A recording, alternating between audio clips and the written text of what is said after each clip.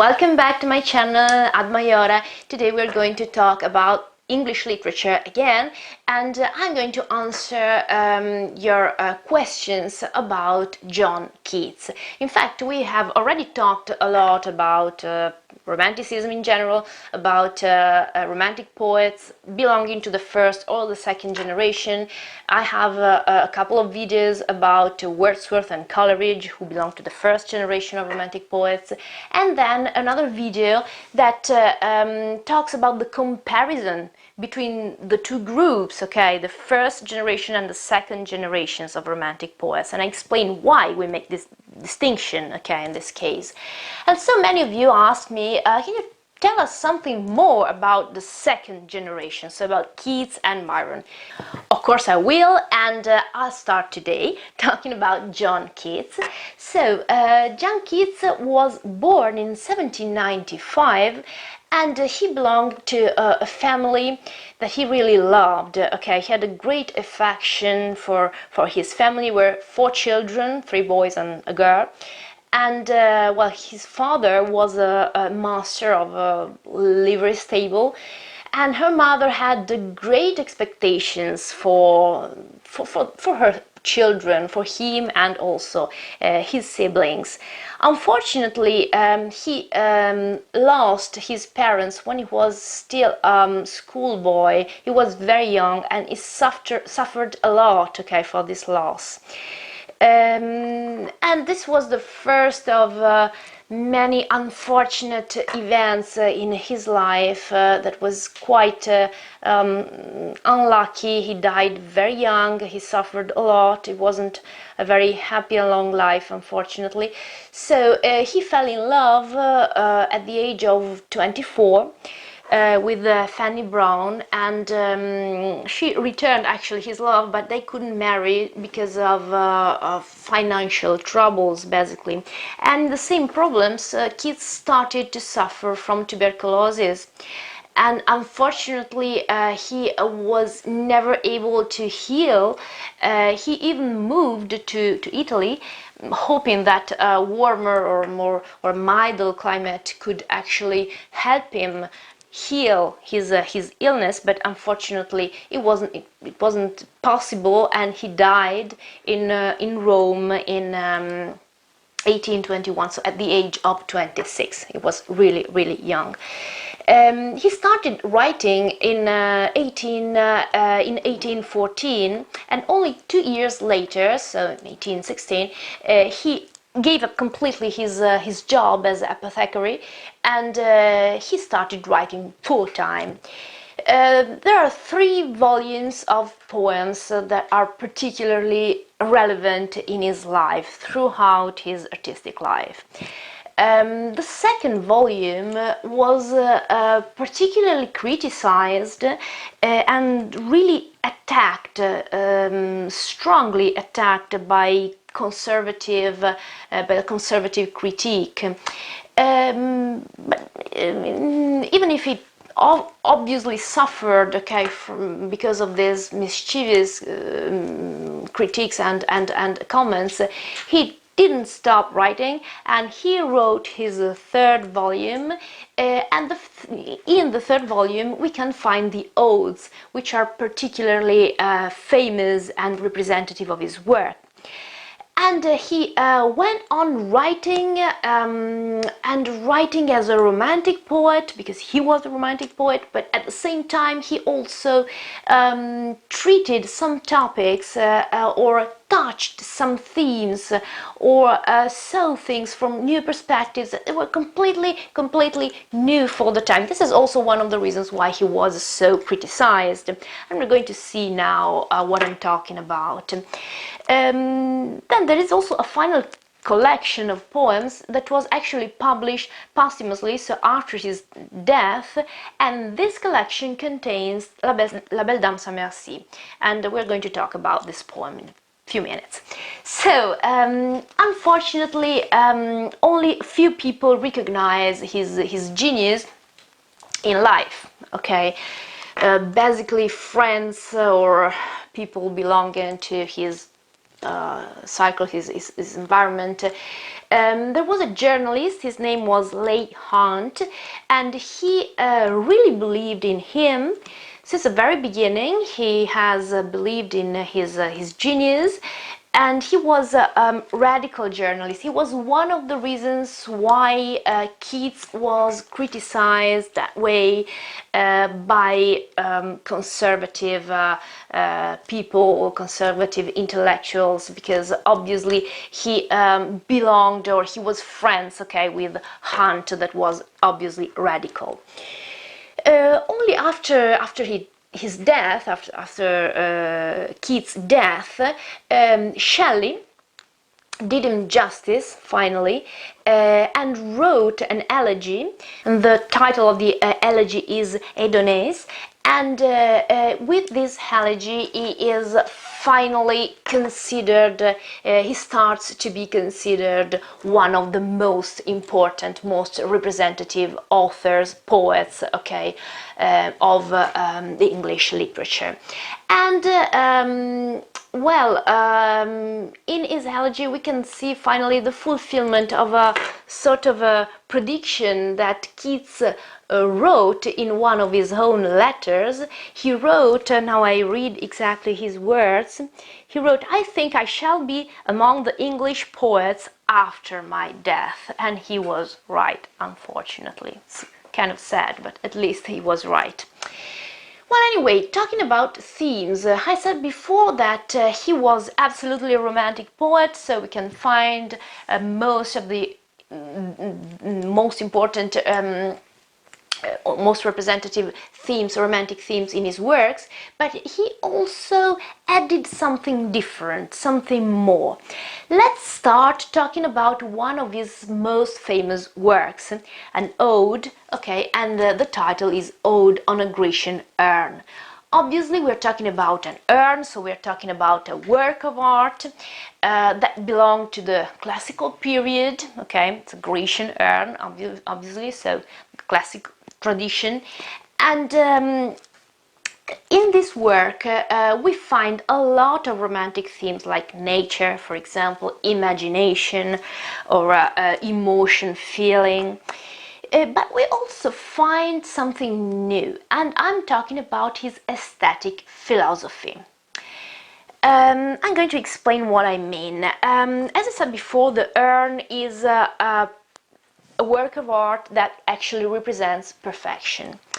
But there are also some limits to this perfection. So the limitation is that this work is completely immobile. It can't move, it can't change, can't express emotions. There are human beings, there are human figures represented on this urn. They are perfect, but they can't move, okay? They can change, they can evolve, they can't feel. They can't feel joy or sorrow, okay? Suffering or anything else. So this is obviously a limitation, because romanticism, most, you can say, most striking topic is about living. When we talk about nature, nature is a living whole, okay? It's an organic whole that lives and changes and feels. So this concept, okay, of living is absolutely very important. And the fact that the urn, okay, or the figures represented on the urn are there, they can't move, they can't feel, they can't live, it is obviously something that is considered sort of a limit, okay, from a romantic point of view. But at the same time, Keats tried to convey a new message, a new, we can say, a new idea, that perfection, like in this case, the urn is a representation of perfection, is a source of joy. And this joy is permanent in a world of change, okay? In a world where everything and everyone goes to waste, there is something that is permanent, doesn't change, and this perfection is a source of joy, obviously, and it is something immortal. It will always be there. So this is not a liability anymore, it's not a limit anymore, it is something more. It is something positive. It is something that other things don't have. And I'm going to read a few lines for you to understand what we're talking about. He says, "When old age shall this generation waste," this is exactly what I was saying before, okay, time will change everything and everyone will die, okay, this generation will die, so people who are living now won't be living, okay, in some time. "Thou shalt remain." You, thou means you, obviously in the English of this period, and it is only used as a subject. Remember, thou is the subject, thee is the object.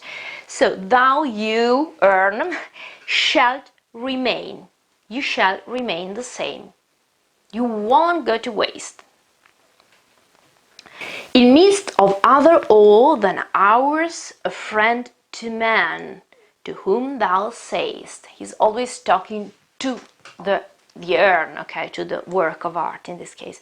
So in the middle of our suffering, of our life, where everything changes and we die and everything, you will remain as a man, as a friend to man. Why is the urn a friend? Because it is a help, it is something that will remain there, so it's something that, sort of an anchor, okay? "Thou sayest," talking about the urn again, "beauty is truth, truth beauty," and this is the key line, okay? In this line we can find the whole aesthetic philosophy that Keats tried to convey, actually. So beauty is truth, truth is beauty. So beauty, when we talk about beauty, we talk about perfection, an immortal perfection that is permanent, that is truth. So this is the final truth the man is looking for, searching in his life, and the other way around. So truth, the final truth we are looking for, is beauty. This is something that we'll talk about this concept once again in literature during aestheticism, but we have to wait a lot to get there. So he actually anticipated something, okay, and he really went directly to the core of the old aesthetic philosophy. "That is all you know on earth, and all you need to know." Okay, this is the most important thing to know. Other things won't matter. Okay, this is absolutely very, very interesting and very, very new. Then, talking about another theme and talking about another poem, as I promised before, La Belle Dame sans Merci, which is French, obviously, and it means the beautiful lady, okay, La Belle Dame, sans merci, without pity. Now, this is a literary ballad, and that's the story of a mortal, a man, a knight, that meets a supernatural being, the fatal woman. This fatal woman attracts the man just in order to destroy him. And this process of destroying him doesn't mean just killing him, but draining him and taking the life out of him. The main concept, the main idea here is that love cannot last, and so love is also a symbol of illusion, and so illusion is negative, and it is fatal because it is destructive, because illusion means also a sort of an interior death, okay, because obviously it represents something that won't come true, and so the vital spirit and hope and strength, they would fade away, okay, with the illusion fading. This work, also talking about the environment, description, and the tone, it influenced a lot paintings of the pre-Raphaelite Brotherhood. Pre-Raphaelite Brotherhood, and which was absolutely relevant at the time, and so the importance of this poem isn't just the whole topic and theme, but also the descriptions and the environment and so on. Also in this case I'm going to read a few lines, just a few lines from the poem. When he says, he's talking first person singular, okay, as if he was the man who is attracted, seduced, and then destroyed, slowly destroyed by this Belle Dame, this woman, this fatal woman. And then he says, I saw pale kings and princes too, pale warriors. So this is very important. He said that the men that are attracted and then killed, they are not just humble men or weak men. They are kings, princes, so at the top, okay, of the social hierarchy, of the social order. They are warriors. Warriors are obviously strong. They are knights. At the time they were knights, okay, in shining armors. Okay, so they are basically the representation of strength and social and a good social position. So this is even more. This is even stronger, because it seems easy to break or to kill someone who is humble, who is already suffering, but it is something great to take the light and life out of a man, okay, who is a warrior, who is a knight, who is a hero, using no weapons, okay, no fight, just using this sort of a illusion of love, representation of femininity, because she actually seduces men. But there is also another part when they sleep, and she is sort of a motherly figure. So both aspects of a feminine figure. So I saw pale kings and princes too, pale warriors, death pale were they all. They weren't just pale, obviously they were death pale, because they were going to die. Okay, the color they didn't have on their cheeks, on their face, okay, meant that life was going away, what was leaving them. They cried, La Belle Dame sa Merci, which is also the title, had thee in thrall. So the Belle Dame Merci has you under her power. Okay. So this is basically, obviously this is something quite uncommon, okay, during Romanticism. It's not a common theme. This is absolutely uncommon and new. And this is one of the, probably the strong points of Keats' poetry.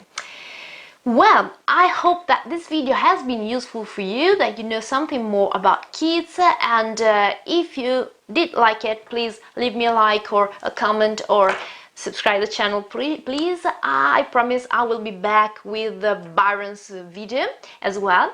So thank you so very much for following. See you again very soon with English literature. Bye!